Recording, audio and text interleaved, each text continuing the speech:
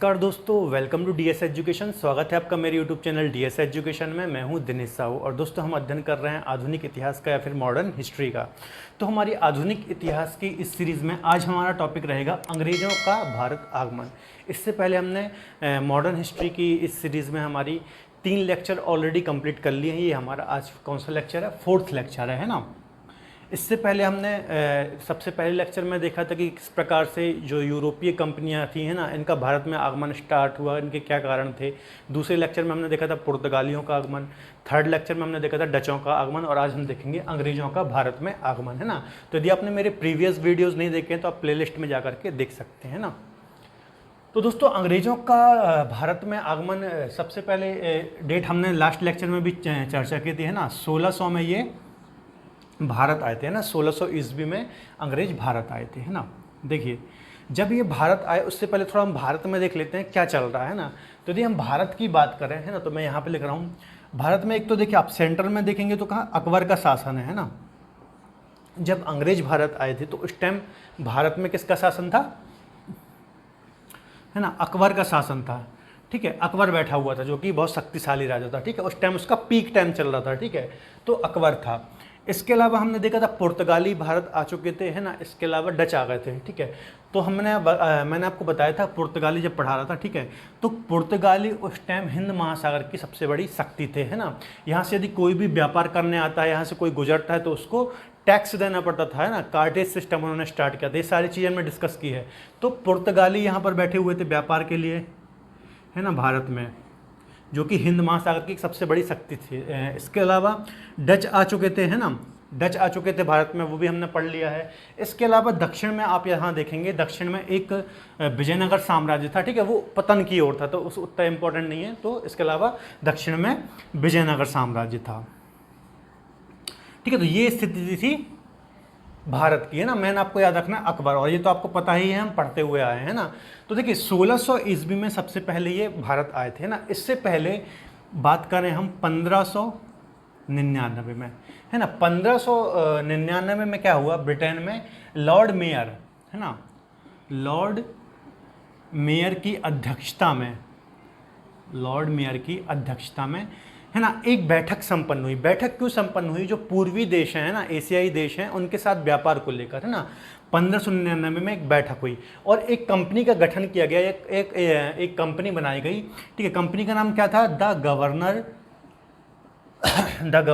And company, the governor and company of merchant, थोड़ा बड़ा नाम है ना, merchant of London,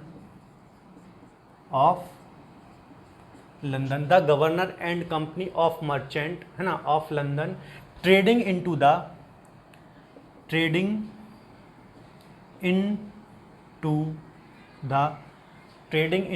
east Indies,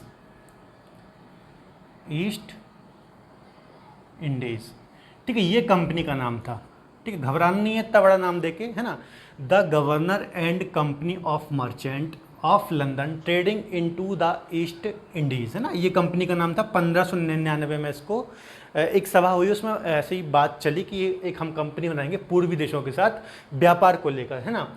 और फाइनली यदि हम देखें, डेट को देखें, है ना, तो डेट थी 31 दिसंबर 1600, है ना। 31 दिसंबर 1600 ईस्वी को, है ना। उस टाइम जो ब्रिटेन की महारानी थी वो कौन थी? एलिजाबेथ, है ना, एलिजाबेथ। ठीक है, एलिजाबेथ प्रथम थी। तो इन्होंने इनको चार्टर प्रदान किया, है ना। क्या किया? चार्टर प्रदान किया और इस प्रकार से इस कंपनी की फाइनली औपचारिक रूप से घोषणा हो गई, है ना, 31 दिसंबर 1600 को। ठीक है, एलिजाबेथ प्रथम वहाँ की कौन थी? रानी थी, है ना, रानी थी। देखिए अभी जो ये कंपनी का नाम है, इतना बड़ा नाम है ना, इसको हम ईस्ट इंडिया कंपनी ही बोलेंगे क्योंकि इतना बड़ा नाम बार बार बोलना संभव नहीं है ना। हम जब लेक्चर के लास्ट में पूरा चर्चा कर लेंगे किस प्रकार से पहले ये कंपनी थी, फिर है ना इसमें और भी कंपनी ऐड हुई, मर्ज हुई, है ना, और फिर धीरे धीरे आगे चल करके ईस्ट इंडिया कंपनी नाम हो गया इसका, है ना। वो हम बाद में लेक्चर के लास्ट में डिस्कस करेंगे। तो अभी हम ईस्ट इंडिया कंपनी ही बोलेंगे क्योंकि बोलने में आसानी होती है ना, इतना बड़ा नाम तो हम बार बार बोल नहीं सकते। ठीक है, तो बात समझ में आई। 1599 में एक मीटिंग हुई, है ना, लॉर्ड मेयर की अध्यक्षता में, क्यों हुई थी मीटिंग? पूर्वी देशों के साथ व्यापार को लेकर, है ना। इस प्रकार 31 दिसंबर 1600 को जो ब्रिटेन की महारानी थी एलिजाबेथ प्रथम, है ना, उन्होंने एक चार्टर प्रदान किया। कितने वर्षों के लिए किया था? 15 वर्षों के लिए, ठीक है, 15 वर्षों के लिए चार्टर या फिर आज्ञा पत्र दिया, है ना, और इस प्रकार से कंपनी की स्थापना हो गई, ठीक है। और 1600 में हम जो पढ़ते हैं कि 1600 ईस्वी में अंग्रेज भारत आए थे, है ना। तो इस प्रकार से ये कंपनी बनी थी, ठीक है। कंपनी का नाम भी आप थोड़ा दिमाग में रख लेना, रटने की जरूरत नहीं, थोड़ा बस दिमाग में रखना, ठीक है। इस प्रकार से देखिए, प्रारंभिक तौर पर जब क्या कहते हैं अंग्रेज भारत आए, है ना, तो जब ये भारत आए ना, तो स्टार्टिंग में ये कहाँ आए थे? इंडोनेशिया वगैरह, है ना। आप देखेंगे स्टार्टिंग में जब ये आया, सुमात्रा, है ना, जावा, इसके अलावा मलक्का, है ना, ये सब मलक्का वगैरह भी हम पढ़ते हुए आए हैं। तो सुमात्रा, जावा और मलक्का जो कि इंडोनेशिया के द्वीप वगैरह हैं ना, तो स्टार्टिंग में अंग्रेजों ने इन द्वीपों में या फिर इंडोनेशिया के द्वीपों में विजिट किया भारत होते हुए, है ना। और सर्वप्रथम ये 1601 में कहाँ पहुँचे थे? मसाला द्वीप, मसाला द्वीप, इंडोनेशिया, ठीक है। तो स्टार्टिंग में ये भारत होते हुए कहाँ गए? मलेशिया पहुँचे, ठीक है। तो ये कुछ कंपनी का, जब कंपनी बनी, है ना, फॉर्म हुई, तो वो थी। और जब ये स्टार्टिंग में कहाँ पहुँचे? इंडोनेशिया पहुँचे। इसके अलावा मैंने बताया कि भारत में कौन थे? अकबर का शासन था भारत में, है ना। इसके अलावा पुर्तगाली और डच थे, और इस प्रकार से कंपनी बनी, है ना। अब आगे की कहानी हम समझते हैं।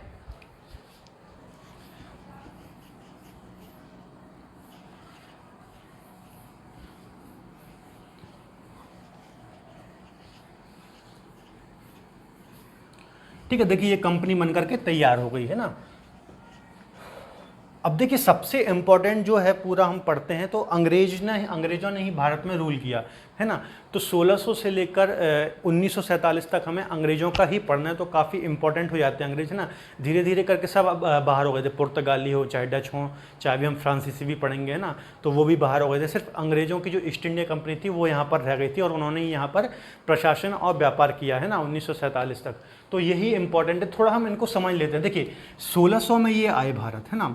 तो 1600 से लेकर के यदि हम देखें 1700, है ना, 1757 तक, ठीक है। यहाँ पर ये व्यापारिक उद्देश्य थे, है ना, व्यापारिक उद्देश्य से थे, हैं। 1600 से लेकर के 1757 में क्या हुआ था? प्लासी का युद्ध हुआ था, ना। तो ये यहाँ पर व्यापारिक उद्देश्य से थे ना। जो भी इनके युद्ध हुए तो क्यों हुए?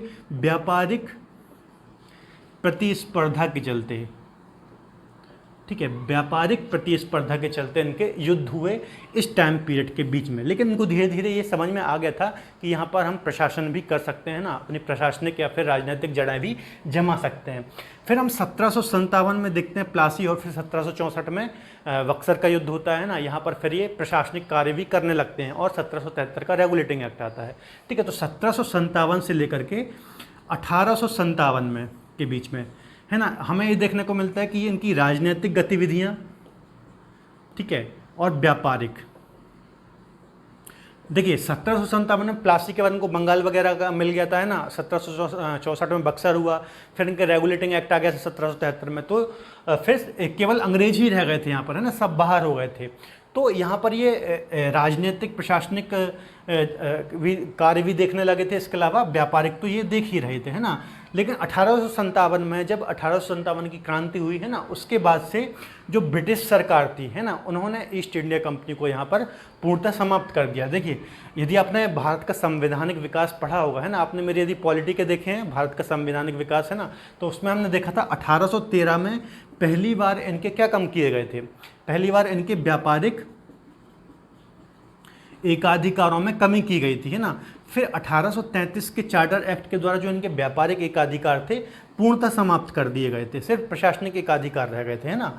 और 1857 में जब 1857 की क्रांति के बाद जब 1858 का एक्ट आया, ठीक है, तो यहाँ पर सीधे सीधे ब्रिटिश जो क्राउन था वो रूल करने लगा, ना। ईस्ट इंडिया कंपनी की कहानी समाप्त हो जाती है 1858 के एक्ट के द्वारा। फिर 1858 से लेकर के और 1947 तक, है ना, यहाँ पर ब्रिटिश सरकार यहाँ पर रूल करती है भारत में, है ना। ईस्ट इंडिया कंपनी समाप्त हो जाती है। तो ये एक जर्नी रही है इनकी, है ना, ये भी आपको थोड़ा दिमाग में रखना है ना। चलते हैं आगे और बात करते हैं।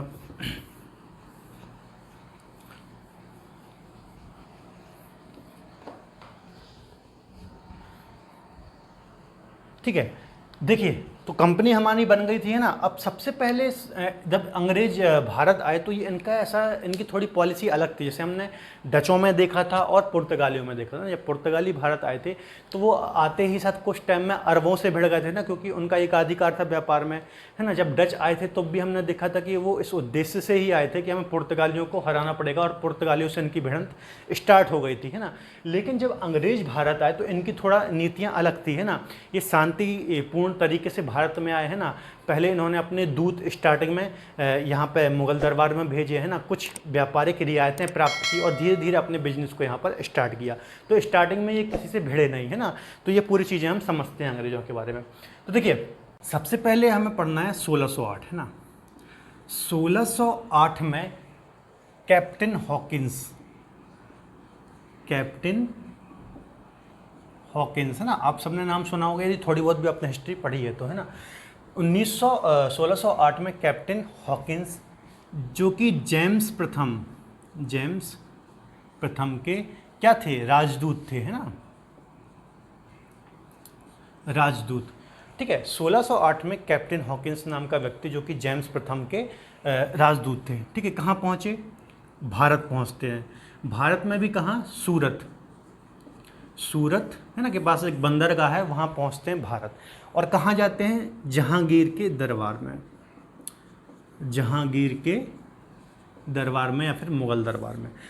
ठीक है, अब देखिए थोड़ा सा यहाँ पे आप समझिए, है ना, जेम्स प्रथम कैसे आ गए यहाँ पर, है ना। ये थोड़ा आप समझ लीजिए, एक मिनट रुकिएगा। देखिए, मैंने आपको अभी बताया था कि जब कंपनी की स्थापना हुई थी, है ना, तो वहाँ पर एलिजाबेथ प्रथम थी, है ना। एलिजाबेथ कौन थी, प्रथम थी, 1600। लेकिन 1603 में, ठीक है, 1603 में एलिजाबेथ, ठीक है, प्रथम की क्या हो जाती है, मृत्यु हो जाती है ना। और उस प्रकार से जेम्स प्रथम वहाँ पर राजा बनते हैं ना, 1603 में। इसी प्रकार से 1605 में, है ना, जब कंपनी की स्थापना हुई तो मैंने बताया था उस टाइम अकबर के यहाँ के शासक थे, है ना। तो 1605 में अकबर की भी मृत्यु हो जाती है, ठीक है, अकबर की क्या हो जाती है, मृत्यु हो जाती है। और इस प्रकार से यहाँ पर राजा कौन बनते हैं, मुगल जहांगीर, है ना। तो आपको ये भी थोड़ा याद रखना है पीछे पीछे, ठीक है। तो इस प्रकार से भारत में कौन बनते हैं राजा, या फिर मुगल बादशाह जहांगीर, ठीक है। तो देखिए, उस टाइम चूँकि जो अकबर थे बहुत बड़े राजा थे, है ना, और उस टाइम पे ऐसा कुछ ईमेल या फिर फ़ोन तो होता नहीं था। तो यूरोप में ऐसी खबर थी या फिर ब्रिटेन में ऐसी खबर थी कि भारत में जो शासक हैं वो अकबर हैं, है ना। वहाँ का शासक कौन है, अकबर है। तो ये जो कैप्टन हॉकिंस आए थे, ये अकबर के नाम का पत्र लेकर के आए थे, अकबर के नाम का पत्र, है ना। मतलब जो लेटर लेके आए थे उसमें अकबर का नाम था, जबकि शासक कौन थे, जहांगीर, है ना। वहाँ पर खबर नहीं थी, ठीक है। तो ये आपको याद रखना है कि कैप्टन हॉकिंस जब भारत आए थे, मुगल दरबार में आए थे, तो उस टाइम शासक कौन था, ठीक है, जहांगीर था। लेकिन जो वो पत्र लेकर के आए थे वो अकबर के नाम का लेकर आए थे। लेकिन अकबर की 1605 में मृत्यु हो गई थी ना। तो कभी एग्जाम में क्वेश्चन पूछ सकता है, तो आपको याद रखना है, नहीं तो आप लगा दो कि जहांगीर का पत्र लेकर के आए थे, ठीक है। इतनी बात समझ में आ गई 1608 में, ठीक है। अब देखिए, जो कैप्टन हॉकिंस था काफ़ी टैलेंटेड व्यक्ति था, ठीक है। ये अरबी, फारसी, है ना, इसके अलावा इंग्लिश, ठीक है, इन भाषाओं का ज्ञाता था, मतलब इन भाषाओं को बोलना जानता था, ठीक है। ये जो भाषाएं हैं, ठीक है, इनका क्या था, जानकार था। अरबी का जानकार था, फारसी का जानकार था, इंग्लिश का। देखिए, उससे पहले अभी हमने देखा कि यहाँ पे अरब लोग भी व्यापार करते थे ना, तुर्की लोग भी यहाँ पर व्यापार करते थे। तो ये सारी भाषाएं ये जानता था ना। सॉरी, यहाँ पे तुर्की है ना, तुर्की लिख लीजिए आप, तुर्की, फारसी और इंग्लिश, ये भाषाएं ये जानता था, है ना, ठीक है। यही कारण था कि ये बहुत सारी भाषाओं को जानता था और इसका चयन किया गया था कैप्टन हॉकिंस का। इसी के साथ साथ ये बात करने में एक अच्छा वक्ता था, बात बहुत अच्छे से करता था, कोई भी सामने वाला इम्प्रेस हो जाए तो बात करने में बहुत अच्छा था। इसी कारण जो जहांगीर थे, ठीक है, जहांगीर इससे काफ़ी ज़्यादा इम्प्रेस भी हुए थे, ठीक है। और इसका उद्देश्य क्या था यहाँ पे आने का, ये चाहता था कि मैं सूरत में एक फैक्ट्री लगाना है, सूरत में एक कोठी स्थापित करना है या फिर फैक्ट्री लगाना है, ठीक है। फैक्ट्री या फिर हिंदी में बोलेंगे कोठी, ठीक है, इसका उद्देश्य था। इसके अलावा कुछ व्यापारिक रियायतें भी लेना है। तो इस उद्देश्य से ये मुग़ल दरबार में आया और काफ़ी हद तक सफल भी हुआ। ठीक है, तो जब ये जहांगीर के दरबार में आया और इसने बोला कि मुझे सूरत में फैक्ट्री लगाना है, हम यहाँ ब्रिटेन से आए हैं, ठीक है, तो जहांगीर इससे इम्प्रेस हो गया, मैंने अभी बताया, और इसको इजाज़त भी दे दी, है ना, कहाँ पर, सूरत में फैक्ट्री या फिर कोठी लगाने की। ठीक है, इसको परमिशन मिल गई, परमिट कर दिया गया। ठीक है, देखिए परमिशन तो मिल गई, कब मिल गई, 1608 में। परंतु अब थोड़ा बात समझिए, लेकिन चूंकि पहले से यहाँ पर पुर्तगाली और अरबी लोग यहाँ पर व्यापार कर रहे थे, करीब पुर्तगाली 100 साल से व्यापार कर रहे थे और राजाओं को अच्छा खासा टैक्स देते थे, पैसा देते थे, मोटी रकम देते थे। ठीक है, तो इनका काफ़ी ज़्यादा प्रभुत्व भी था, है ना, राजाओं के ऊपर। तो पुर्तगालियों ने और अरबी लोगों ने इनको मना कर दिया कि आप उनको परमिट मत कीजिए यहाँ पर व्यापार करने के लिए। ठीक है, तो वो कुछ दबाव बोल लीजिए या फिर और भी चीज़ें कह लीजिए। तो उसके चलते जहांगीर ने जो ये सूरत में फैक्ट्री लगा रहे थे ना, पहले तो परमिशन दे दी, फिर परमिशन को कैंसिल कर दिया, है ना। इन्होंने अपनी फैक्ट्री का काम स्टार्ट कर दिया था सूरत में अंग्रेज़ों में। ठीक है, लेकिन कुछ टाइम बाद इनकी जो परमिशन थी उसको कैंसिल कर दिया गया। ठीक है, तो ये बात आपको याद रखना है। 1608 में इनको परमिशन पहले मिल गई जहांगीर द्वारा, लेकिन फिर दबाव के चलते परमिशन को कैंसिल कर दिया गया और इनकी जो फैक्ट्री का काम चालू हो गया था उसे रोक दिया गया, है ना। ठीक है, तो ये थी कैप्टन हॉकिंस की कहानी, है ना। अब और भी चीज़ें कुछ समझते हैं। अब देखिए 1608 हो गया, है ना। अब 1611 में क्या होता है, 1611 की थोड़ा घटना समझिए आप, है ना। 1611 में, है ना, सूरत के पास ही पुर्तगालियों के बीच में और अंग्रेज़ों के बीच में, कुछ जहाज़ों के बीच में, आप बोले नौसेना बोल सकते हैं, इनके बीच में झड़प हो जाती है, फिर छोटा सा एक युद्ध हो जाता है। उसमें उसमें अंग्रेज़ों ने पुर्तगालियों को हरा दिया। ठीक है, अंग्रेज़ों ने पुर्तगालियों को हरा दिया 1611 में। ठीक है, तो इससे काफ़ी ज़्यादा जो जहांगीर होते हैं वो खुश भी हो जाते हैं। ठीक है, तो आगे हम देखेंगे। ठीक है, तो ये आपको याद रखना, 1611 में पुर्तगाली और अंग्रेज़ों की भिड़ंत हुई थी, है ना। पुर्तगाली और अंग्रेज़ों की भिड़ंत हुई, जिसमें जीते कौन, अंग्रेज जीते, है ना। सूरत के पास से हुई थी। इसके अलावा देखिए 1611 में ही, है ना, दक्षिण भारत, है ना, अब वर्तमान में आंध्र प्रदेश में है, मसूलीपट्टनम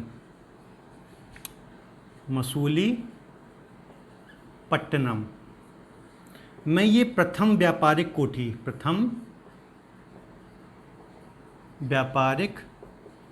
कोठी या फिर फैक्ट्री स्थापित करते हैं। ठीक है, तो देखिए 1608 में मैंने आपको बताया कि सूरत में इनको परमिशन तो मिल गई थी जहांगीर से फैक्ट्री बनाने की, पर काम भी चालू हो गया था, लेकिन बाद में वो कैंसिल कर दी गई। लेकिन 1611 में ये अपनी पहली व्यापारिक कोठी, वर्तमान जो आंध्र प्रदेश में है, मसूलीपट्टनम, है ना, कहाँ पर है, आंध्र प्रदेश में।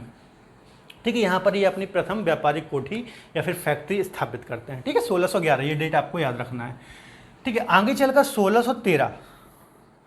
1613 में इन्हें सूरत में फैक्ट्री स्थापित करने की पुनः परमिशन मिल जाती है ना। देखिए, जो कि 1608 में इनको परमिशन मिल गई थी, लेकिन कैंसिल कर दी गई थी, काम भी इनका स्टार्ट हो गया था, बीच में छोड़ना पड़ा था। तो 1613 में पुनः इनको सूरत में फैक्ट्री स्थापित करने की परमिशन मिल जाती है और इस प्रकार से 1613 में ही सूरत में फैक्ट्री बन करके स्टार्ट हो जाती है। अब देखिए, कोई कन्फ्यूज़न आपको नहीं रखना चाहिए मन में कि कौन सी पहली फैक्ट्री थी, कौन सी दूसरी फैक्ट्री थी ना। सारे कॉन्सेप्ट आपको यहाँ पर क्लियर हो गए होंगे ना। बहुत से बड़े बच्चे कंफ्यूज हो जाते हैं, मसूलीपट्टनम है कि सूरत है ना। तो देखिए 1608 में मैंने आपको बता दिया परमिशन मिली, लेकिन फैक्ट्री स्थापित नहीं हुई। लेकिन पहली फैक्ट्री कहाँ हुई, 1611 में मसूलीपट्टनम, जो कि वर्तमान में आंध्र प्रदेश में है ना। फिर आगे चल करके 1613 में सूरत में भी इनको फैक्ट्री की परमिशन मिल गई और जो इनका बचा काम था वो पूरा हुआ, है ना। तो 1611 मसूलीपट्टनम और 1613 सूरत में। ठीक है, इस प्रकार से ये दो इनकी फैक्ट्री स्थापित हुई। अब 1613 के टाइम पे इनको और भी जगह परमिशन मिली। जैसे देखिए, आप देखेंगे सूरत में मिल गई एक परमिशन, ठीक है। इसी के साथ साथ भड़ोच आंध्र प्रदेश में है ना। आप देखते होंगे भड़ोच जिला, जो यहाँ पर क्या कहते हैं, नर्मदा नदी गिरती है खंबात की खाड़ी में, है ना। अहमदाबाद है ना, आगरा, ठीक है। इन जगहों में भी इन्हें कोठी या फिर फैक्ट्री स्थापित करने की इजाज़त मिल गई, है ना। सूरत के साथ साथ भड़ोच में, अहमदाबाद में और आगरा में। तो ये पॉइंट भी आपको लिख लेना है, भड़ोच, अहमदाबाद, आगरा। देखिए, आप कंफ्यूज तो नहीं हो रहे हैं एक चीज़ से, मैं कोठी फैक्ट्री बार बार बोलता हूँ, है ना। फैक्ट्री, देखिए कोठी फैक्ट्री आप ऐसा समझिए कि चूंकि ये उस टाइम पे व्यापार कर रहे थे, है ना, तो सामान को लाना, जब कोई अच्छा बड़ा स्तर पर व्यापार करते हैं तो एक गोडाउन की आवश्यकता होती है ना, सामान को रखने फिर ले जाने के लिए, है ना। तो वही गोडाउन टाइप से आप समझ सकते हैं, है ना। कुछ ऐसी फैक्ट्री नहीं थी कि यहाँ पे वहाँ पे ये कुछ प्रोडक्शन कर रहे थे, कोई चीज़ बना रहे थे ना, तो वो आप मत समझिएगा। ये बस एक गोडाउन टाइप से आप समझिए, कोठी फैक्ट्री वही थी ये, है ना। ठीक है, तो इतनी बात क्लियर हो गई आपको, है ना। ये था पूरा कैप्टन हॉकिंस का। ठीक है, इसके अलावा एक चीज़ और है, कैप्टन हॉकिंस को, है ना, ये हो गई इसकी कहानी। जो कैप्टन हॉकिंस था, है ना, इसे जहांगीर ने इंग्लिश खां की उपाधि दी थी। ठीक है, कैप्टन हॉकिंस को जहांगीर ने इंग्लिश खां की उपाधि दी थी और 400 का मनसब बनाया था। 400 का मनसबदार। ठीक है, 400 का मनसब नियुक्त किया था। देखिए, मनसबदारी व्यवस्था अकबर ने जो स्टार्ट की थी ना, मनसबदारी प्रथा क्या थी, आपने पढ़ा होगा यदि, है ना, मुगल वगैरह, तो उसमें क्या था, सैनिक दे दिए जाते थे, 12,000 के मनसब, 10,000 के मनसब, 5,000 के मनसब, है ना। तो उसके बदले वो उतनी संख्या की सेना अपने पास रखते थे, है ना। जब ज़रूरत पड़ती थी तो मुग़ल बादशाह उस सेना का प्रयोग करते थे, है ना। उसके बदले जो मनसब होते थे, है ना, इनको जागीर दी जाती थी, ज़मीन दे दी जाती थी सैलरी के रूप में, या फिर सैलरी मिलती थी। ठीक है, वो हम बाद में कभी चर्चा करेंगे। ठीक है, उतना हमें नहीं पढ़ना है, थोड़ा सा मैंने आपको आइडिया दे दिया। तो जो कैप्टन हॉकिंस था, है ना, उसे 400 का मनसब बनाया गया। इसके अलावा इंग्लिश खां की उपाधि दी गई। ठीक है, तो इतनी बातें क्लियर है। ठीक है, तो ये थे हमारे कैप्टन हॉकिंस, है ना। इसके अलावा 1615 में, है ना, एक चीज और आप याद रख लीजिए,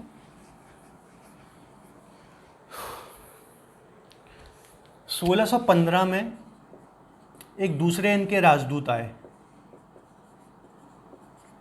सर टॉमस रो।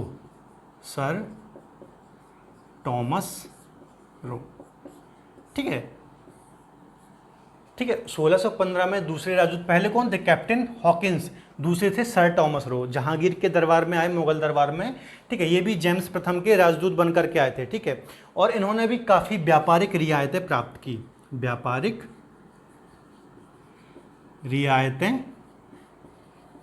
की, है ना। इनको एक परमिशन मिली थी सूरत की किलेबंदी की। जो सूरत में इन्होंने अपनी कोठी स्थापित की थी ना, तो सूरत की कोठी के, ऐसा आप बोल सकते हैं, फैक्ट्री की किलेबंदी। ठीक है, ये परमिशन इन्होंने प्राप्त की। देखिए, किलेबंदी क्या होती है, मान लीजिए उन्होंने एक कोठी बनाई या फिर एक फैक्ट्री बनाई, ठीक है, एक भवन टाइप का बनाया, तो उसके चारों ओर एक मजबूत दीवार, है ना। किलेबंदी का मतलब यही है कि चारों ओर एक मजबूत दीवार बनाई जाए ताकि वो कुछ भी अंदर कार्य कर सकें। इसके अलावा कभी आगे चलकर युद्ध भी होता है तो वो उसको प्रोटेक्ट करेगी, है ना। इसके अलावा वो अंदर से कोई भी गतिविधियाँ कर सकते हैं, है ना। तो ये थी किलेबंदी। तो 1615 में सेकंड राजदूत आए सर टॉमस रो, है ना, इन्होंने भी काफ़ी सारी व्यापारिक रियायतें प्राप्त की। ठीक है, तो ये हो गए यहाँ तक की। अब आगे की घटनाएं हम देखते हैं। चलिए आगे बात करते हैं ना। देखिए, यदि कोई भी आपको डाउट होता है दोस्तों, है ना, तो आप मुझसे कमेंट बॉक्स में जुड़ सकते हैं। इसके अलावा मेरे इंस्टाग्राम पेज, फेसबुक पेज को भी आप नीचे आप डिस्क्रिप्शन में लिंक से वहाँ पे भी आप मुझसे जुड़ सकते हैं और अपने डाउट क्लियर कर सकते हैं ना। इसके अलावा दोस्तों आप साथ साथ नोट्स ज़रूर बनाते जाइए, है ना। वीडियो को यदि आपको कहीं लगे तो पॉज कर लीजिए, इसलिए मैं सारी चीज़ें यहाँ पे लिख देता हूँ, है ना, ताकि आप नोट्स भी बना पाएँ, है ना। तो आप नोट्स प्रॉपर बनाते जाइए। अब देखिए, 1615 तक की हमने बात कर ली, है ना। अब 1629 की बात समझिए। 1629 अमरा गांव। ठीक है, देखिए हमने देखा था डचों ने, है ना, डचों ने पुलिकट में भी एक फैक्ट्री लगाई थी, है ना। तो इसी प्रकार से उसके उत्तर में एक अमरा गांव नामक जगह है, वहाँ पर इन्होंने भी एक अपनी फैक्ट्री लगाई थी। ठीक है, ये भी आपको याद रखना, जहाँ ने पुलिकट के उत्तर में अमरा गांव नामक जगह में इन्होंने अपनी एक फैक्ट्री लगाई, है ना। इसके बाद आगे की हम एक घटना देखते हैं महत्वपूर्ण, 1632 की। ये एक महत्वपूर्ण घटना है। 1632 में गोलकुंडा के शासक से,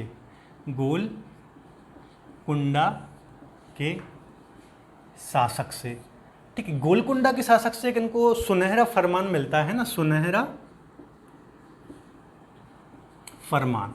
ठीक है। गोलकुंडा के शासक से सुनहरा फरमान मिलता है। ये सुनहरा फरमान क्या होता है, इसको इनको काफ़ी ज़्यादा रियायतें दी जाती है उस क्षेत्र में। ठीक है, गोलकुंडा का शासक बोलता है आप हमें 500 पैगोडा वार्षिक, ठीक है, आप मुझे 500 पैगोडा वार्षिक दीजिए और मेरा जो ये क्षेत्र है गोलकुंडा वाला, ठीक है, यहाँ पर आप कर मुक्त व्यापार कीजिए, है ना, आप मेरे बंदरगाह पोर्ट वगैरह भी यूज़ कीजिए, मुझे कोई दिक्कत नहीं है। तो इस प्रकार से इसे सुनहरा फरमान दिया गया है। ठीक है, वहाँ पर कर मुक्त व्यापार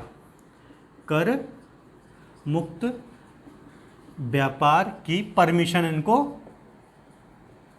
इनको मिल गई। ठीक है, अंग्रेजों को। ठीक है, तो ये आपको याद रखना है 1932 में गोलकुंडा के शासक से 500 पैगोडा वार्षिक, ठीक है, कर बोल दें या फिर आप एक शुल्क बोल लीजिए, इस शुल्क पर इनको टैक्स फ्री व्यापार करने की इजाज़त मिल गई। पैगोडा देखिए, हमने डच में आपको बताया था पैगोडा क्या था, है ना। इन्होंने पुलिकट में एक अपनी टकसाल लगाई थी, फैक्ट्री भी लगाई थी और टकसाल लगाई थी, जहाँ पर ये सोने की या फिर स्वर्ण सिक्के की ढलाई करते थे, है ना, जिसको क्या बोलते थे, पैगोडा। ठीक है, तो आपने यदि मेरा प्रीवियस वीडियो देखें तो आपको पता होगा। ठीक है, तो इस प्रकार से गोलकुंडा के शासक से इनको ये फरमान मिला। ठीक है, आगे हम चलते हैं, एक और घटना देखते हैं 1639। यहाँ पे मैं लिख देता हूँ 1639 में चंद्रगिरी के राजा से, ठीक है, 1639 में जो नीचे तमिलनाडु वाला एरिया है, मद्रास वाला एरिया है ना, चंद्रगिरी के शासक से इनको मद्रास जो एक जगह होती है दक्षिण में, है ना, तो इनको ये जगह पट्टे पर मिल जाती है, पट्टे, ठीक है, पट्टे पर मिल जाती है। और कितने शुल्क पर, सिर्फ 12,000 रुपए के शुल्क पर। ठीक है, 12,000 रुपए की वार्षिक शुल्क पर चंद्रगिरी के राजा से इनको मद्रास जो एक जगह होती है वो पट्टे पर मिल जाती है। ठीक है, जब ये इनको जगह मिल जाती है तो यहाँ पर ये एक फैक्ट्री कोठी स्थापित करते हैं, फैक्ट्री या फिर कोठी स्थापित करते हैं। इसी के साथ साथ फोर्ट सेंट जॉर्ज किला। ठीक है, देखिए 1639 में चंद्रगिरी के राजा से इनको मद्रास एक जगह पट्टे पर मिल जाती है ना, वहाँ पर ये क्या करते हैं, 12,000 रुपये में मिल जाती है। वहाँ पर एक कोठी बनाते हैं, फैक्ट्री बनाते हैं, एक किला बनाते हैं जिसका नाम होता है फोर्ट सेंट जॉर्ज। ठीक है, तो ये भी आपको इम्पोर्टेंट है, आपको याद रखना है। ठीक है, 1639 की घटना। अब देखिए हम क्या देखेंगे, जो भारत है था, ठीक है, भारत था, तो आप जब भी अंग्रेजों के बारे में पढ़ेंगे, है ना, तो आप देखते होंगे इनके 3 प्रमुख सेंटर थे, एक ये मद्रास वाला था, एक ये बॉम्बे वाला था और एक यहाँ पर ये बंगाल वाला था। यहीं से ये पूरे ट्रायंगल टाइप का बनता था, यहाँ से ये पूरे भारत को कंट्रोल करते होंगे। आप हर जगह पढ़ेंगे, रेगुलेटिंग एक्ट पढ़ लें या कहीं भी पढ़ लें, 3 जगह आपको ज़्यादा देखने को मिलेगी, मद्रास, बॉम्बे और बंगाल। ये 3 जगह ही इनकी मुख्य प्रेसिडेंसियाँ थी जहाँ से ये पूरे भारत को कंट्रोल करते थे। तो देखिए इस प्रकार से 1639 में इनको क्या मिल गया, साउथ का ये मद्रास मिल गया, है ना, ये वाला एरिया। अब ये धीरे धीरे इसको पूरा यहाँ से ये वाला क्षेत्र कंट्रोल करने लगेंगे, है ना। अब हम देखेंगे बम्बई की बात करेंगे और फिर कलकत्ता की बात करेंगे। ठीक है, तो इस प्रकार से इनको ये मद्रास वाला एरिया मिल गया, है ना।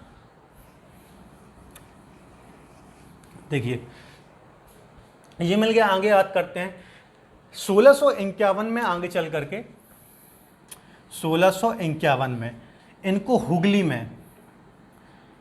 है ना, आप देखते होंगे अभी बंगाल में है जो, हुगली में इनको एक कोठी स्थापित करने की परमिशन मिल जाती है। ठीक है, 1651 में इनको हुगली, जो कि वर्तमान में पश्चिम बंगाल में वो वाला एरिया, वहाँ पर इनको एक कोठी स्थापित करने की परमिशन मिल जाती है। इसी के साथ साथ बंगाल के शासक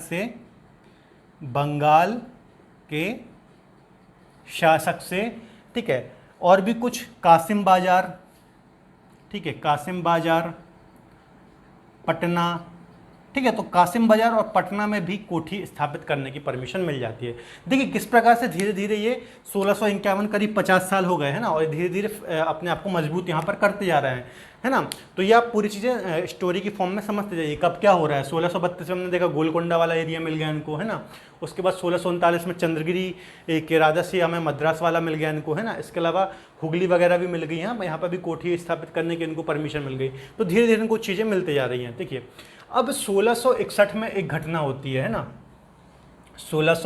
पहले 1654 का समझ लीजिए। 1654 में क्या होता है, 1654 में एक जो पुर्तगाली भारत में होते हैं ना, पुर्तगाली अंग्रेजों को, ठीक है, पुर्तगाली अंग्रेजों को पूर्वी देशों के साथ जो व्यापार चल रहा था इनका, तो ये इनको एक्सेप्ट कर लेते हैं ना, मतलब आप भैया ठीक है आप भी व्यापार कीजिए हम भी कर रहे हैं ना, एक प्रकार से मित्रतापूर्ण इनकी संधि हो जाती है ना। मतलब इनसे पुर्तगाली को अंग्रेजों से अब कोई दिक्कत नहीं रहती है ना 1654 में। ठीक है, तो इतनी चीज़ें समझ में आ गई है ना 1654 में। इस अब देखिए 1661 में है ना, 1661 की घटना देखिए। 1661 में पुर्तगाल की रानी कौन थी? कैथरीन का विवाह होता है ब्रिटेन के राजा चार्ल्स। आप सबने स्कूल में भी पढ़ा होगा ना, बहुत फेमस है ये तो। पुर्तगाल की रानी कैथरीन का विवाह होता है ब्रिटेन के राजा चार्ल्स सेकंड से। अब देखिए ये शादी क्यों होती है? देखिए जो पुर्तगाली होते हैं ना, हर जगह हार रहे होते हैं या पछड़ रहे होते हैं ना। भारत में भी आप देखेंगे डच उन्हें पछाड़ रहे थे है ना, ऐसी जगह और भी जगह पछड़ रहे थे। तो आपने यदि हिस्ट्री पढ़ी हो तो प्राचीन हिस्ट्री में आप देखेंगे तो जो राजा महाराजा होते थे वैवाहिक संबंध इसलिए भी बनाते थे ताकि उनका जो साम्राज्य हो मजबूत हो सके है ना। तो उसी प्रकार से चूँकि पुर्तगाल हर जगह हार रहा था, तो इसने अपनी जो एक रानी थी, महारानी थी कैथरीन, इनका विवाह ब्रिटेन के राजा चार्ल्स सेकंड से किया। ठीक है, तथा दहेज के तौर पर जो बम्बई था उस टाइम पे है ना, बम्बई मैंने आपको अभी बताया है ना। आप ये भारत देखेंगे, यहाँ की मद्रास की बात हमने कर ली, अब हम बम्बई पे आ गए है ना। तो बम्बई को क्या किया? दहेज में दिया। किसको? अंग्रेजों को। ठीक है, अंग्रेजों को, या फिर आप बोलें चार्ल्स सेकंड जो कि राजा थे है ना। तो जब राजा को दिया मतलब अंग्रेजों को दिया, तो चार्ल्स सेकंड को दहेज के तौर पर बम्बई दे दिया। ठीक है, 1661 में। अब देखिए 1661 में दिया है ना, अब 1661 में दे दिया, और 1667 में है ना, 1668 में 1668 में चार्ल्स द्वितीय ने, ठीक है, बम्बई को किसको दे दिया? ईस्ट इंडिया कंपनी को है ना। 1661 में इनको मिला दहेज के तौर पर, और 1668 में इन्होंने क्या करते भैया बम्बई में है ना, वो वहाँ पर रहते थे, यहाँ पर क्या करेंगे, तो उन्होंने किराए पर 10 पाउंड के वार्षिक किराए पर ईस्ट इंडिया कंपनी को बम्बई दे दिया। ठीक है, इतनी बात समझ में आ गई। बम्बई मिल गया इनको है ना। अब देखिए जब इनको बम्बई मिल गया, ठीक है, तो उस टाइम बम्बई में कोई ऐसा नहीं था कि बहुत ज़्यादा डेवलप्ड एरिया था, ऐसा नहीं था, खाली पड़ा हुआ था, कोई वहाँ पर व्यापार नहीं करता तो ज़्यादा है ना। लेकिन अंग्रेज़ों ने फिर इसको अच्छे से बसाया। ठीक है, किसको? बम्बई को। ये देखिए आप यहाँ पर देखेंगे, यहाँ पर बम्बई है। ठीक है, तो यहाँ पर इन्होंने बढ़िया से 1600, यदि आप देखें 1669 से 1677 तक, ठीक है, गेरोल्ड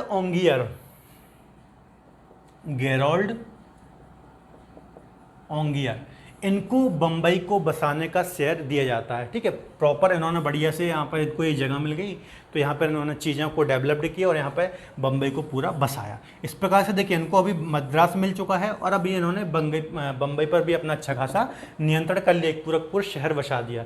ठीक है, तो 1669 से लेकर के 1677 तक गेरोल्ड ओंगियर ने मुंबई को यहाँ पर डेवलप्ड किया, बसाया। इतनी चीज़ें आपको समझ में आ गई। इसके अलावा एक और घटना देखते हैं हम, 1667। ठीक है, 1667 में देखिए मैंने आपको बताया था डच जो थे उनका फोकस जहाँ कहाँ पर ज़्यादा था? इंडोनेशिया में, और अंग्रेजों का कहाँ पर था? भारत में।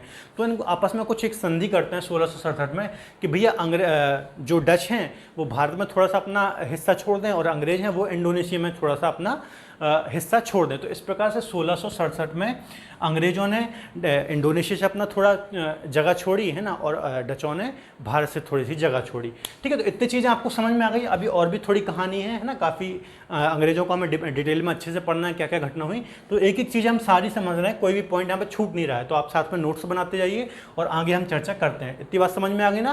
देखिए 1632 में प्रमुख घटना, गोलकुंडा के शासक से इनको सुनहरा फरमान मिला है ना, करमुक्त व्यापार का 500 पैगोडा के बदले।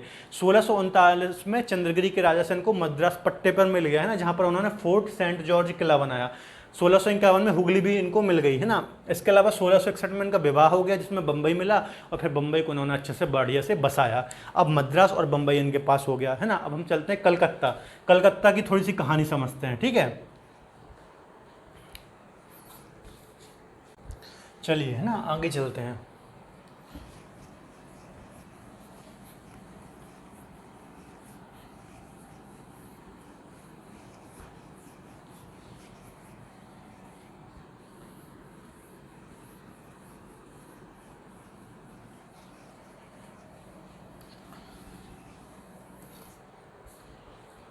ठीक है, देखिए अब हम बात करते हैं 1680 को, 1680 की है ना, 1680 की। इससे पहले आप समझिए 1658 या फिर 1658 के टाइम तक है ना, यहाँ पे कौन आ चुका है केंद्र में? औरंगजेब, है ना, औरंगजेब। ठीक है, औरंगजेब शासक के रूप में, मुगल शासक या फिर मुगल बादशाह के रूप में आ चुका है। तो 1680 में जो औरंगजेब होता है एक टैक्स लगाता है, ठीक है, जजिया कर, है ना, गैर मुस्लिम्स पर जजिया कर, और एक चुंगी कर, चुंगी कर, है ना, ये दो टैक्स लगाता है। जजिया कर लगाता है 1.5%, है ना, और चुंगी कर लगाता है 2%। ठीक है, जजिया कर मतलब सब पे लगाता है, गैर मुस्लिम पर। ठीक है, तो अंग्रेजों पर भी लगता है। जब अंग्रेजों पर ये टैक्स लगाया जाता है, ठीक है, तो उस टाइम क्या होता है, एक होते हैं sir John child, sir John child.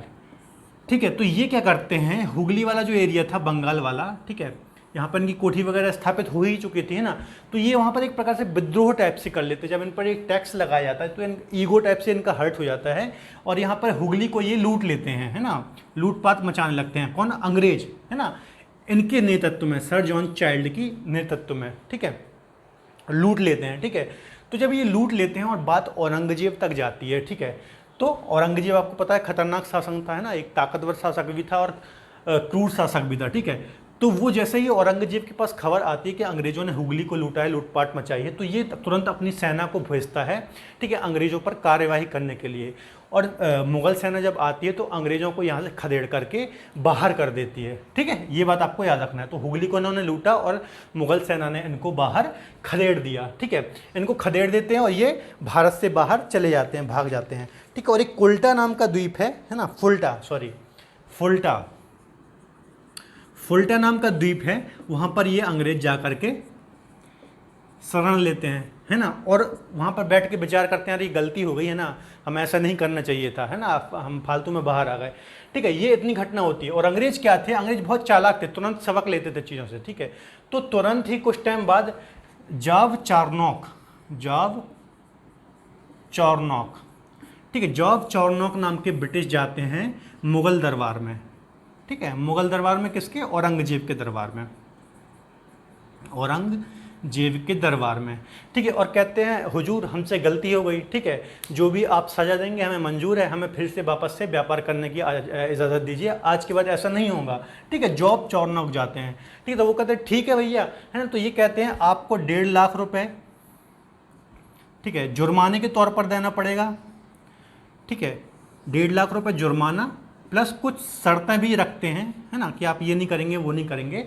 इस प्रकार से जॉब चारनॉक के द्वारा मुगल फिर से इनको अंग्रेजों को भारत में व्यापार करने की परमिशन मिल जाती है। ठीक है, तो ये घटना भी आपको याद रखना है। 1980 में टैक्स लगाया गया, जब टैक्स लगाया तो इनका ईगो हर्ट हो गया, इन्होंने हुगली में लूटपाट कर ली। जब औरंगजेब को पता चला तो इनको बाहर खदेड़ दिया। ठीक है, अंग्रेज बहुत समझदार थे, चालाक थे, है ना, जल्दी सीखते थे चीज़ों को, तो इन्होंने फिर से एक अंग्रेज गए मुगल दरबार में, उन्होंने कहा हुजूर आप जैसा कहेंगे हमें मंजूर है, फिर से व्यापार करने की परमिशन दो। इन्होंने कहा ठीक है, आप 1.5 लाख रुपए जुर्माना दो और कुछ ही हमारी शर्तें हैं, आप इनको मानो और आ जाओ। तो इस प्रकार से इनको वापस से व्यापार करने की इजाज़त मिल गई, है ना। आगे चलते हैं 1698, है ना, पूरा मैं डेट से आपको बता रहा हूँ, आप प्रॉपर बिल्कुल वीडियो आप पॉज भी कर सकते हैं और प्रॉपर नोट्स बनाते चाहिए, एक भी पॉइंट नहीं छूट रहा है ना। 1698 में क्या होता है, ईस्ट इंडिया कंपनी को 3 गांव मिलते हैं, 3 गांव की जमींदारी मिल जाती है। किससे मिलती है? अजीम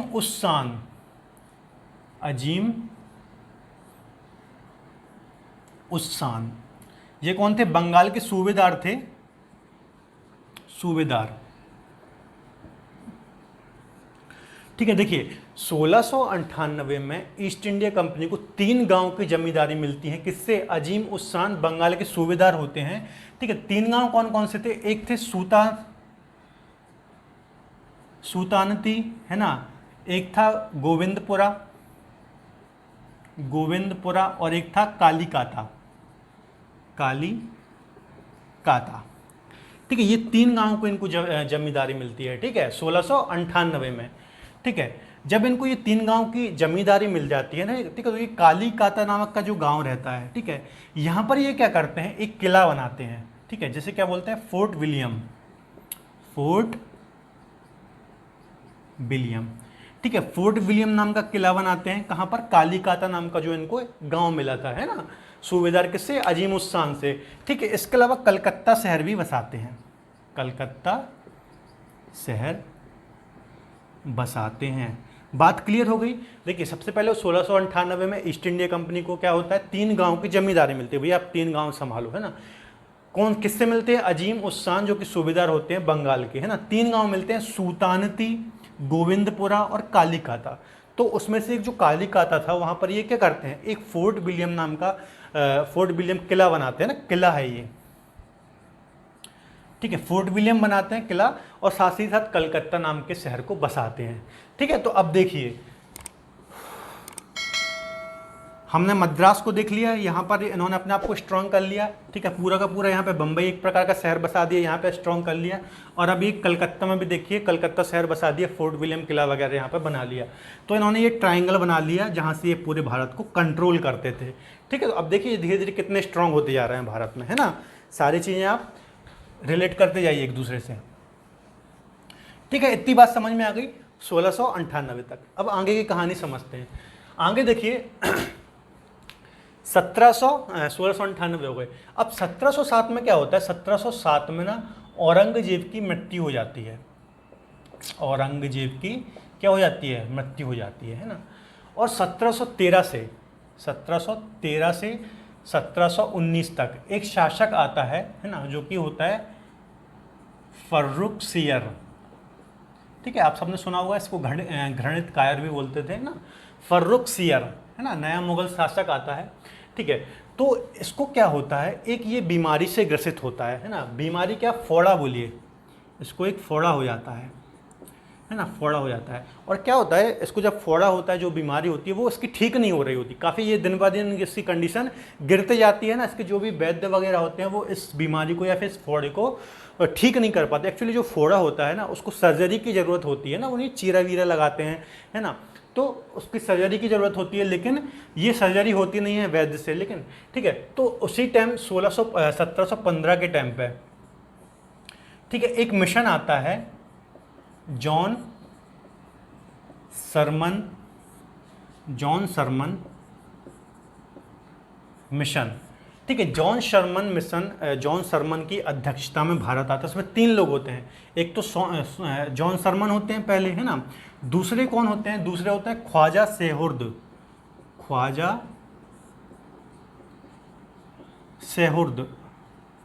ठीक है, और तीसरे एक और होते हैं, है ना, थोड़ा मैं नाम भूल रहा हूँ, ख्वाजा सेहुर्द होते हैं, और एक और होते हैं हैमिल्टन, ना, हैमिल्टन। ठीक है, तो देखिए 1715 में एक मिशन आता है इंग्लैंड से भारत, जॉन सरमन मिशन। किसकी अध्यक्षता में, जॉन सरमन की अध्यक्षता में। क्यों आता है भारत, इनको भी काफ़ी ज़्यादा व्यापारिक रियायतें चाहिए थी, है ना, वो अभी सब हम डिस्कस करेंगे। ठीक है, जॉन सरमन के अध्यक्ष, इसमें 3 लोग होते हैं, जॉन सरमन, ख्वाजा सेहुर्द और हैमिल्टन। जो हैमिल्टन होता है ये क्या होता है, सर्जन होता है। अब देखिए, जो इसकी फर्रुखसियर की बीमारी होती है ना, तो उसको ये जो हैमिल्टन चूंकि सर्जन होता है, तो चीरा वीरा लगा के इसका ऑपरेशन कर देता है, और ये फर्रुखसियर क्या होता है, बहुत ज़्यादा खुश हो जाता है ना, क्योंकि ये ठीक हो जाता है। इसकी बीमारी बहुत घातक थी, ठीक नहीं हो रहा था, दिन पर दिन इसकी कंडीशन गिरते जा रही थी। लेकिन जब ये इसकी सर्जरी करता है तो फर्रुखसियर खुश हो जाता है, बिल्कुल ठीक हो जाता है। ठीक है, और इनको जो जिस उद्देश्य से ये आए थे उसकी इनको पूर्ति मिल जाती है। ठीक है, क्या क्या उद्देश्य थे इनके, वो हम चर्चा करते हैं अभी, है ना।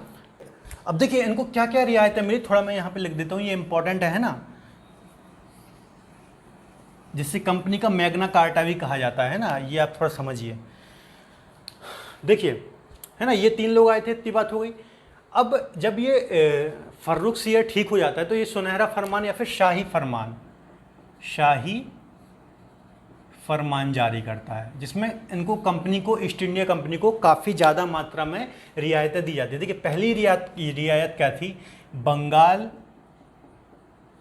है ना, बिहार, उड़ीसा, ठीक है, बंगाल, बिहार, उड़ीसा में 3,000 रुपये वार्षिक कर, ठीक है, बंगाल, बिहार, उड़ीसा में 3,000 रुपये वार्षिक कर के बदले, मतलब वार्षिक शुल्क के बदले कर मुक्त व्यापार, ठीक है, पहली रियायत इनको मिलती है, ठीक है, ये शाही फरमान था। दूसरी हम देखें, दूसरा पॉइंट क्या था, जो कलकत्ता होता है, कलकत्ता की एक बहुत बड़ी ज़मीन इनको किराए पर मिल जाती है, किराए पर, है ना, कलकत्ता की ज़मीन का एक बहुत बड़ा पार्ट इनको किराए पर मिल जाता है। तीसरी बात देखें हम, तीसरी बात क्या होती है, ठीक है, 10,000 रुपये के वार्षिक शुल्क के बदले, ठीक है, वार्षिक शुल्क के बदले सूरत में कर मुक्त व्यापार, ठीक है। देखिए कितना ज़्यादा ये खुश हुआ था, है ना, अपनी बीमारी ठीक होने पर, कि इतनी ज़्यादा इनको रियायतें दी थी, और यहीं से अंग्रेज बहुत ज़्यादा स्ट्रांग होते गए। देखिए एक तो रीज़न ये था कि औरंगजेब की जब 1707 में मृत्यु हो गई, तो उसके बाद जो इसके उत्तराधिकारी थे वो बहुत ज़्यादा स्ट्रांग नहीं थे, है ना। उसके अलावा ये सारे शाही फरमान वगैरह आप देखिए, तो इससे अंग्रेज, और ख़ास तौर पर इस शाही फरमान के बाद अंग्रेज बहुत ज़्यादा स्ट्रांग होते गए, है ना। और एक और चौथी भी चीज़ थी, है ना, देखिए अंग्रेज़ों ने बम्बई में एक टकसाल बनाई थी, बम्बई में एक क्या बनाई थी, टकसाल। टकसाल क्या होता है, पहले भी हमने चर्चा की थी, जहाँ पर सिक्के वगैरह बनाए जाते हैं ना। अब वो सिक्के कोई भी हो सकते हैं, सोने चांदी के और अन्य धातु के, है ना। तो बम्बई में उन्होंने एक टकसाल बनाई थी, जहाँ पर ये चांदी और तांबे के कॉइन या फिर क्या बनाते थे, सिक्के बनाते थे, है ना। बम्बई में ये चांदी और तांबे के सिक्के बनाते थे, ठीक है। कौन बनाते थे, अंग्रेज। तो इनको ये परमिशन मिल गई कि जो मुग़ल पूरा साम्राज्य था, ठीक है, मुग़ल साम्राज्य में भी जो अंग्रेज़ों द्वारा ये चांदी के और तांबे के सिक्के बनाए जाते थे, तो इन सिक्कों को मुग़ल दरबार में भी या फिर मुग़ल साम्राज्य में भी मान्यता मिल गई, ठीक है। मतलब ये सिक्के अब उनके जो साम्राज्य था मुग़ल, वहाँ पर भी ये चल सकते थे। तो ये भी बहुत बड़ी इनकी उपलब्धि थी अंग्रेज़ों की, जो कि इन्होंने शाही फरमान के अंतर्गत प्राप्त की, ठीक है। तो देखिए कितनी सारी रियायतें हैं। तो इसी के बाद से अंग्रेज काफ़ी ज़्यादा मजबूत हो गए भारत में, ठीक है। एक इतिहासकार थे ओर्स, है ना, ओर्स, एक ब्रिटिश इतिहासकार हैं ओर्स। इन्होंने इसे कंपनी का मैग्ना कार्टा कहा है, ये भी आप नोट कर लीजिए, कभी आ जाए, कंपनी का मैग्ना कार्टा, ठीक है। क्या कहा है, कंपनी का मैग्ना कार्टा, या फिर आप बोले महाअधिकार पत्र, महाअधिकार पत्र, ठीक है। ओश नामक इतिहासकार ने इससे जो ये पूरा फरमान जारी किया था, फर्रुखसियर ने, कंपनी का मैग्ना कार्टा कहा है या फिर महाअधिकार पत्र कहा है, ठीक है। कहा जाता है कि इसी के बाद से अंग्रेज यहाँ पर बहुत ज़्यादा स्ट्रांग हुए, है ना। और आप देखेंगे कि 1757 में प्लासी और फिर 1764 में बक्सर के युद्ध के बाद वो यहाँ पर प्रशासनिक और राजनीतिक गतिविधियाँ भी तेज़ी से करने लगे, है ना। तो ये आपको समझ में आ गया शाही फरमान। तो इस प्रकार से देखिए मैंने आपको बताया था, है ना, जो कि भारत था, सबसे पहले हमने मद्रास देखा, उसके बाद बॉम्बे देखा, और अब बंगाल में भी ये काफ़ी ज़्यादा स्ट्रांग हो चुके थे, है ना। बीच में भी काफ़ी जगह थी। तो इस प्रकार से इन्होंने ये ट्रायंगल क्रिएट किया और पूरे भारत में अपने आप को मजबूत किया, और धीरे धीरे हम देखते हैं कि ये यहाँ पर एक राजनीतिक इकाई के रूप में भी स्थापित हो जाते हैं, है ना, और अपने आप को एक बहुत बड़ी शक्ति के रूप में अपने खुद को स्थापित कर लेते हैं, ठीक है। तो ये पूरा था दोस्तों अंग्रेज़ों का आगमन, है ना, किस प्रकार से क्या हुआ, है ना। अब हम थोड़ा ईस्ट इंडिया कंपनी का और देख लेते हैं। मैंने आपको बताया था स्टार्टिंग में कुछ और नाम था, फिर ईस्ट इंडिया कंपनी नाम कैसे हुआ। तो ये थोड़ा ईस्ट इंडिया कंपनी की बारे में, इसके जो नाम चेंज हुए वो और हम समझ लेते हैं, उसके बाद लेक्चर को ख़त्म करते हैं, है ना। चलिए ठीक है। तो देखिए दोस्तों, ये मैंने कुछ यहाँ पे कंपनियों के नाम लिख दिए हैं ना, चूँकि बड़े बड़े नाम हैं, है ना, तो मैंने इसलिए मैंने लिख दिया है ना। ईस्ट इंडिया कंपनी की ये पूरी जर्नी जो रही है, देखिए 1600 में बनी थी, governor and company of merchants of London trading into east Indies, है ना, मैंने बताया था ये। 1600 में ये मूल कंपनी थी, ठीक है। फिर 1688 में इसके एक अधिकार को समाप्त किया गया और एक नई कंपनी आई है ना, न्यू कंपनी नाम से एक नई ब्रिटिश कंपनी आई भारत में ना 1688 में। उसके बाद 1698 में English company trading in the east है ना, उस टाइम के जो वहाँ के राजा थे है ना, उन्होंने बनाई थी ये कंपनी। तो ये थी English company trading in the east, एक नई कंपनी भारत आई। इसके बाद 1708 में, ठीक है, इन तीनों कंपनी को मर्ज कर दिया गया है ना। 1600 में जो मूल कंपनी थी, इसके अलावा जो दो कंपनी आई थी, इन तीनों को 1708 में क्या कर दिया गया, मर्ज कर दिया गया है ना, मिला दिया गया। और इसका नया नाम रखा गया the united company of merchants London trading to the East Indies है ना। मतलब जो मूल कंपनी थी 1600 वाली है ना, उसी पे इन दोनों को मिला दिया गया और नया नाम ये हो गया है ना। और 1833 का जब चार्टर एक्ट आता है ना, तो उस एक्ट के द्वारा इसका नाम हो जाता है ईस्ट इंडिया कंपनी, ठीक है। तो इस प्रकार से ईस्ट इंडिया कंपनी का नाम ईस्ट इंडिया कंपनी पड़ा है ना। देखिए अभी तक मैं नाम ये इसलिए नहीं ले रहा था क्योंकि इतने बड़े नाम लेना पॉसिबल नहीं है ना, याद ही करने में दिमाग खराब हो जाएगा है ना, इसलिए ये इस प्रकार से 1833 में इसका नाम ईस्ट इंडिया कंपनी रखा था है ना। एग्जाम में नहीं पूछेगा पर थोड़ा दिमाग में ये जो मूल कंपनी थी इसका थोड़ा नाम आपको दिमाग में रखना है, ठीक है। तो ये था दोस्तों अंग्रेज़ों का आगमन है ना। सारी चीज़ें हमने यहाँ पे आज कवर कर ली हैं।